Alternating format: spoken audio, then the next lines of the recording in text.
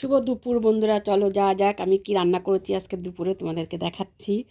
এই দেখো, আমি ভাত বেড়েই নিয়েছি, আর এই যে আমলকি সিদ্ধ, আর এটা করেছি কি বলতো, মূলো ভাজা, মানে সরি মূলো না, মূলো শাক ভাজা। পেঁয়াজ রসুন কাঁচা লঙ্কা ফোড়ন দিয়ে মূলো শাক ভাজা করেছি। আর কি রান্না করেছি, এই যে মূলো শাক ভাজা। আর কি করেছি তোমাদেরকে দেখাচ্ছি।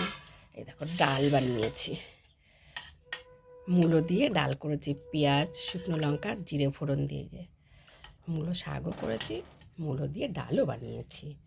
আর কি করেছি দেখো, তোমাদেরকে দেখাই, দেখতে থাকো। এই দেখো কী করেছি বলো তো, ডিমের ঝোল করেছি। ডিম দিয়ে, আর এই যে নতুন আলু, তো এখন তো নতুন আলু ছাড়া ভালোও লাগে না, নতুন আলু দিয়ে ডিমের ঝোল করছি। আলুগুলো একটু বড়ো বড়োই রেখেছি। ডিমের ঝোলটা দেখো কি সুন্দর এসছে না কালারটা। আর কি করেছি তোমাদেরকে দেখাচ্ছি। কালকে রুই মাছ দিয়ে আলু দিয়ে তরকারি করেছিলাম, মটরশুঁটি দিয়ে, সেই তরকারিটা রয়ে গেছে। এসে মাছের ঝোল, রুই মাছের ঝোল।